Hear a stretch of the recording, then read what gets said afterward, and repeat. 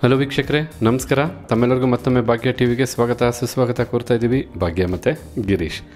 ಸ್ನೇಹಿತರೆ, ಎಷ್ಟು ಥರ ಗ್ರೇವಿ ಮಾಡ್ತೀರಾ? ನಾವು ಹಲವಾರು ರೀತಿಯಾದಂಥ ಗ್ರೇವಿ ಮಾಡಿ ತಿಳಿಸಿದ್ದೀವಿ. ಆದರೂ ಏನಾದರೂ ಹೊಸ ರುಚಿಯ ಗ್ರೇವಿ ಬೇಕು ಅನಿಸುತ್ತೆ. ಅದಕ್ಕೋಸ್ಕರ ಇವತ್ತಿನ ವಿಡಿಯೋದಲ್ಲಿ ಹೂಕೋಸು ಹಾಗೆ ಹಸಿ ಬಟಾಣಿನ ಉಪಯೋಗಿಸಿ ಯಾವ ರೀತಿಯಾಗಿ ಸೊಗಸಾದಂಥ ರುಚಿಕರವಾದಂಥ ಖಾರವಾಗಿರ್ತಕ್ಕಂಥ ಗ್ರೇವಿನ ಮಾಡೋದು ಹೇಗೆ ಅಂತ ತಿಳಿಸ್ಕೊಡ್ತಾ ಇದ್ದೀವಿ. ಈ ಒಂದು ಗ್ರೇವಿಯ ರುಚಿ ಅಂಥದ್ದು, ಯಾಕೆಂದರೆ ಇದಕ್ಕೆ ಯೂಸ್ ಮಾಡ್ತಕ್ಕಂಥ ಮಸಾಲ ಪದಾರ್ಥಗಳು ಆ ರೀತಿ ಬಹಳ ಸೂಪರ್ ಆಗಿರುತ್ತೆ. ಬನ್ನಿ, ಹಾಗಿದ್ರೆ ಹೂಕೋಸು ಮತ್ತು ಹಸಿ ಬಟಾಣಿಯ ಗ್ರೇವಿ ಮಾಡೋದಕ್ಕೆ ಏನೆಲ್ಲ ಪದಾರ್ಥಗಳು ಬೇಕು, ಯಾವ ರೀತಿ ತಯಾರು ಮಾಡೋದು ಅಂತ ಈಗ ನೋಡ್ಕೊಳ್ಳೋರಂತೆ. ನೋಡಿ, ಈ ಒಂದು ಗ್ರೇವಿ ತಯಾರು ಮಾಡೋದಕ್ಕೋಸ್ಕರ ಮೊದಲಿಗೆ ಒಂದು ಪಾತ್ರೆಯಲ್ಲಿ ನೀರಿಟ್ಟು ನೀರನ್ನ ಬಿಸಿ ಮಾಡ್ಕೊಳ್ತಾ ಇರ್ತಕ್ಕಂಥದ್ದು. ನೀರು ಚೆನ್ನಾಗಿ ಬಿಸಿ ಆಗಬೇಕು, ಯಾಕೆಂದರೆ ನಾವು ತೊಗೊಂಡಿರ್ತಕ್ಕಂಥ ಹೂಕೋಸನ್ನು 10 ನಿಮಿಷಗಳ ಕಾಲ ಈ ಬಿಸಿನೀರಲ್ಲಿ ಹಾಕಿಡಬೇಕಾಗುತ್ತೆ. ಈಗ ಇಲ್ಲಿ ನೋಡ್ತಾ ಇರ್ಬೋದು, ಸ್ವಲ್ಪ ಹೊತ್ತಿನ ನಂತರ ನೀರು ಚೆನ್ನಾಗಿ ಕುದೀತಾ ಇದೆ. ಈ ಸಮಯದಲ್ಲಿ ಫ್ಲೇಮನ್ನು ಆಫ್ ಮಾಡ್ಕೊಳ್ಳೋಣ. ಹಾಗೆ ಬಿಸಿಯಾಗಿರ್ತಕ್ಕಂಥ ನೀರಿಗೆನೆ ಸ್ವಲ್ಪ ಉಪ್ಪನ್ನು ಹಾಕಿ, ಹಾಗೆ ಸ್ವಲ್ಪ ಅರಿಶಿಣದ ಪುಡಿನೂ ಸಹ ಹಾಕಿ, ಜೊತೆಗೆ ಒಂದು ದಪ್ಪನಾಗಿರತಕ್ಕಂಥ ಹೂಕೋಸನ್ನು ಬಿಡಿಸಿರ್ತಕ್ಕಂಥದ್ದು, ಆ ಹೂಕೋಸನ್ನು ಬಿಸಿನೀರಿಗೆ ಹಾಕಬೇಕಾಗತ್ತೆ.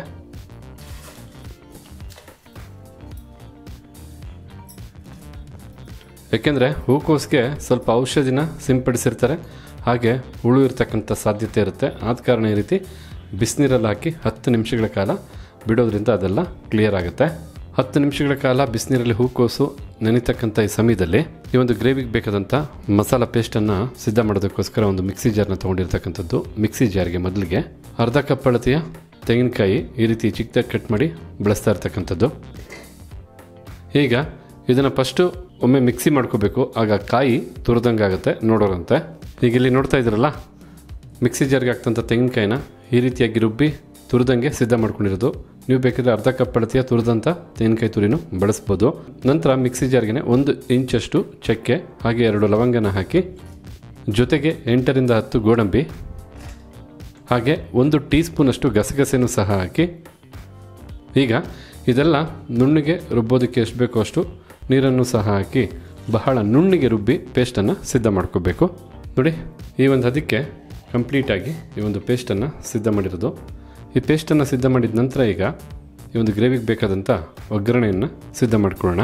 ಹೀಗಿಲ್ಲಿ ಒಗ್ಗರಣೆಯನ್ನು ಸಿದ್ಧ ಮಾಡೋದಕ್ಕೋಸ್ಕರ ಒಂದು ಕುಕ್ಕರ್ನ ಬಿಸಿ ಮಾಡ್ಕೊಳ್ತಾ ಇರ್ತಕ್ಕಂಥದ್ದು. ಈಗ ಬಿಸಿಯಾದಂಥ ಕುಕ್ಕರ್ಗೆ 4 ಟೇಬಲ್ ಸ್ಪೂನಷ್ಟು ಎಣ್ಣೆನ ಹಾಕಿ ಎಣ್ಣೆನ ಬಿಸಿ ಮಾಡ್ಕೋಬೇಕಾಗತ್ತೆ. ಹೀಗಿಲ್ಲಿ ಎಣ್ಣೆ ಬಿಸಿ ಆಗ್ತಿದೆ. ನಾವಿಲ್ಲಿ ನಮ್ಮ ಅಡುಗೆಗಳಲ್ಲಿ ಸನ್ಪ್ಯೂರ್ ಅವರ ಫಿಸಿಕಲಿ ರಿಫೈನ್ಡ್ ಸನ್ಫ್ಲವರ್ ಆಯಿಲನ್ನು ಬಳಸ್ತಾ ಇರ್ತಕ್ಕಂಥದ್ದು. ಯಾಕೆಂದರೆ ಎಣ್ಣೆಯಲ್ಲಿ ರಿಚ್ ಆಗಿರ್ತಕ್ಕಂಥ ವಿಟಮಿನ್ಸ್ A, D, E ಹೇರಳವಾಗಿರುತ್ತೆ. ಹಾಗೆ ಎಣ್ಣೆಯಲ್ಲಿ ಯಾವುದೇ ರೀತಿಯಾದಂಥ ಕೆಮಿಕಲ್ಸ್ ಇರೋದಿಲ್ಲ, ಜೊತೆಗೆ ಹೆಚ್ಚು ಕೊಲೆಸ್ಟ್ರಾಲ್ ಅಂಶ ಸಹ ಇರೋದಿಲ್ಲ. 100% ಪ್ಯೂರಿಟಿ ಆದಂಥ ಎಣ್ಣೆ. ಎಲ್ಲದಕ್ಕಿಂತ ಹೆಚ್ಚಾಗಿ ಭಾರತದ ಮಾತ್ರ ಪೇಟೆಂಟೆಡ್ ಟೆಕ್ನಾಲಜಿನ ಒಳಗೊಂಡು ತಯಾರು ಮಾಡ್ತಕ್ಕಂಥ ಎಣ್ಣೆ ಇದು. ಈ ಎಲ್ಲ ಕಾರಣಕ್ಕೆ ನಮ್ಮ ಅಡುಗೆಗಳಲ್ಲಿ ಸನ್ಪ್ಯೂರ್ ಅವರ ಫಿಸಿಕಲಿ ರಿಫೈನ್ಡ್ ಸನ್ಫ್ಲವರ್ ಆಯಿಲನ್ನು ಬಳಸ್ತಾ ಇರ್ತಕ್ಕಂಥದ್ದು. ಹೀಗಿಲ್ಲಿ ಎಣ್ಣೆ ಬಿಸಿಯಾಗಿದೆ. ಬಿಸಿಯಾದಂಥ ಎಣ್ಣೆಗೆ ಸ್ವಲ್ಪ ಸೋಂಪು ಕಾಳು ಹಾಗೆ ಸ್ವಲ್ಪ ಕಸೂರಿ ಮೆಂತ್ಯನ ಹಾಕಿ ಒಂದು 30 ಸೆಕೆಂಡು ಬೆರೆಸಿ ಬಿಸಿ ಮಾಡ್ಕೋಬೇಕಾಗತ್ತೆ.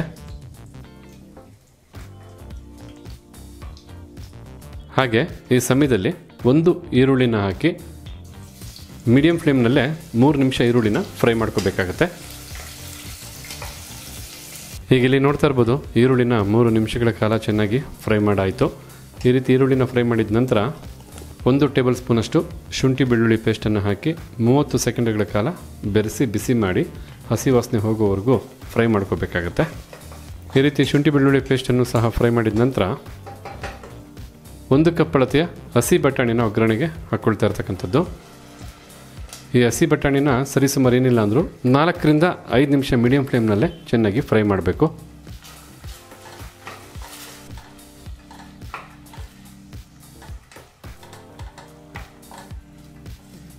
ಹೀಗಿಲ್ಲಿ ಹಸಿ ಬಟಾಣಿನ 4 ರಿಂದ 5 ನಿಮಿಷ ಚೆನ್ನಾಗಿ ಫ್ರೈ ಮಾಡಾಯಿತು.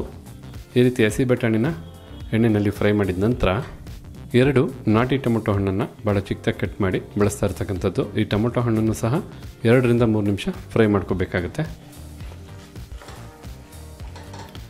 ಬಹಳ ಸಿಂಪಲ್ ಆದ ರೆಸಿಪಿ, ಅಷ್ಟೇ ಸುಲಭವಾಗಿ ಮಾಡ್ಕೋಬೋದು.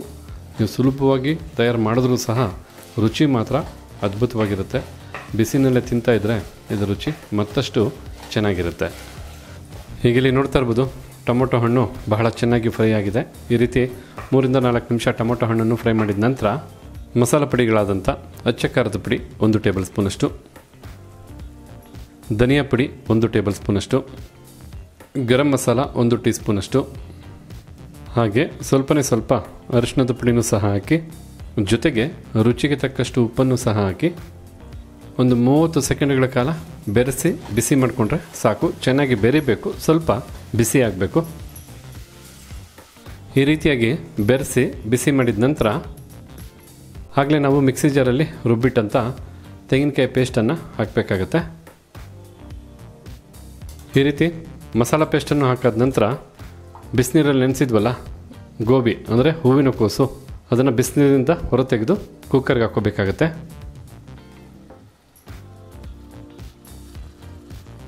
ಈಗ ರುಬ್ಬಿದಂಥ ತೆಂಗಿನಕಾಯಿ ಪೇಸ್ಟು, ಗೋಬಿ ಎಲ್ಲ ಚೆನ್ನಾಗಿ ಬೆರಿಬೇಕು.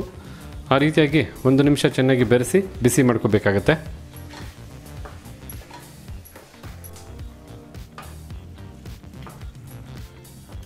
ಈ ರೀತಿ ಎಲ್ಲ ಚೆನ್ನಾಗಿ ಬೆರೆಯೋ ಹಾಗೆ ಮಿಕ್ಸ್ ಮಾಡಿದ ನಂತರ ಒಂದು ಅರ್ಧ ಕಪ್ಪಷ್ಟು ನೀರನ್ನು ಹಾಕಬೇಕು.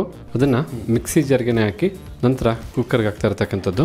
ನಿಮಗೆ ಗ್ರೇವಿ ಯಾವ ಹದಕ್ಕೆ ಬೇಕೋ ಆ ಹದಕ್ಕೆ ನೀರನ್ನು ಏರುಪೇರು ಮಾಡ್ಕೋಬೋದು. ನೀರನ್ನು ಹಾಕಿರೋದ್ರಿಂದ ಮತ್ತೊಮ್ಮೆ ಮಿಕ್ಸ್ ಮಾಡ್ಕೋಬೇಕಾಗತ್ತೆ. ಮತ್ತೊಮ್ಮೆ ಮಿಕ್ಸ್ ಮಾಡಿ ಕುಕ್ಕರ್ ಲಿಡ್ಡನ್ನು ಮುಚ್ಚಿ 2 ವಿಸಲ್ ಕೂಗಿಸ್ಕೊಂಡ್ರೆ ಸಾಕಾಗುತ್ತೆ. ಸೊಗಸಾಗಿ ಗ್ರೇವಿ ಸಿದ್ಧವಾಗುತ್ತೆ. ಈಗ ಕುಕ್ಕರ್ ಲಿಡ್ಡನ್ನು ಮುಚ್ಚಿ 2 ವಿಸಲ್ಲು ಕೂಗಿಸ್ಕೊಂಡ್ರೆ ಸಾಕು.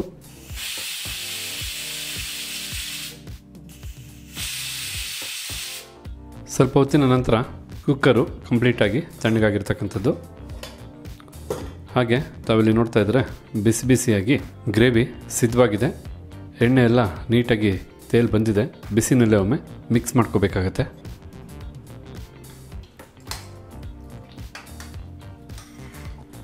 ಬಿಸಿನಲ್ಲೇ ಒಮ್ಮೆ ಚೆನ್ನಾಗಿ ಮಿಕ್ಸ್ ಮಾಡಿದ ನಂತರ ತಾವಿಲ್ಲಿ ನೋಡ್ತಾ ಇದ್ದೀರಲ್ಲ, ಹೂಕೋಸು ಹಾಗೆ ಹಸಿ ಬಟಾಣಿನ ಉಪಯೋಗಿಸಿ ತಯಾರು ಮಾಡಿದಂಥ ಗ್ರೇವಿ ಮಸಾಲ ಭರಿತವಾಗಿ ಬಿಸಿ ಬಿಸಿಯಾಗಿ ಅಷ್ಟೇ ರುಚಿಕರವಾಗಿ ಸೂಪರಾಗಿ ಸಿದ್ಧವಾಗಿದೆ.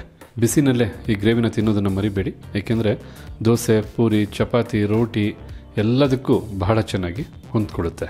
ಹಾಗಿದ್ರೆ ಇವತ್ತು ಈ ವಿಡಿಯೋ ಮೂಲಕ ನಾವು ಮಾಡಿ ತಿಳಿಸಿದಂಥ ಹಸಿ ಬಟಾಣಿ ಹಾಗೆ ಹೂಕೋಸಿನ ಗ್ರೇವಿ ತಮಗೆಲ್ಲರಿಗೂ ಇಷ್ಟ ಆಗಿದೆ ಅಂತ ತಿಳ್ಕೊಂಡಿದ್ದೀನಿ. ಇಷ್ಟ ಆಗಿದ್ರೆ ವಿಡಿಯೋಗೊಂದು ಲೈಕ್ ಮಾಡಿ, ಹಾಗೆ ಈ ರೆಸಿಪಿ ಬಗ್ಗೆ ತಮಗಿರ್ತಕ್ಕಂಥ ಅನಿಸಿಕೆ ಅಭಿಪ್ರಾಯನ ತಿಳಿಸೋದನ್ನು ಮರಿಬೇಡಿ. ಎಲ್ಲದಕ್ಕಿಂತ ಹೆಚ್ಚಾಗಿ ಈ ವಿಡಿಯೋನ ಮತ್ತೊಬ್ಬರಿಗೂ ಹೆಲ್ಪ್ ಆಗೋ ಹಾಗೆ ಶೇರ್ ಮಾಡೋದನ್ನು ಮರಿಬೇಡಿ ಅಂತ ಹೇಳ್ತಾ ತಮಗೆಲ್ಲರಿಗೂ ಧನ್ಯವಾದನ ತಿಳಿಸ್ತಾ ಇದ್ದೀವಿ. ಭಾಗ್ಯ ಮತ್ತು ಗಿರೀಶ್. ಮತ್ತೊಂದು ಹೊಸ ವಿಡಿಯೋದಲ್ಲಿ ಹೊಸ ರೆಸಿಪಿ ಜೊತೆ ತಮ್ಮನ್ನ ಭೇಟಿ ಮಾಡ್ತೀವಿ. ಅಲ್ಲಿವರೆಗೂ ನಮಸ್ಕಾರ ವೀಕ್ಷಕರೇ.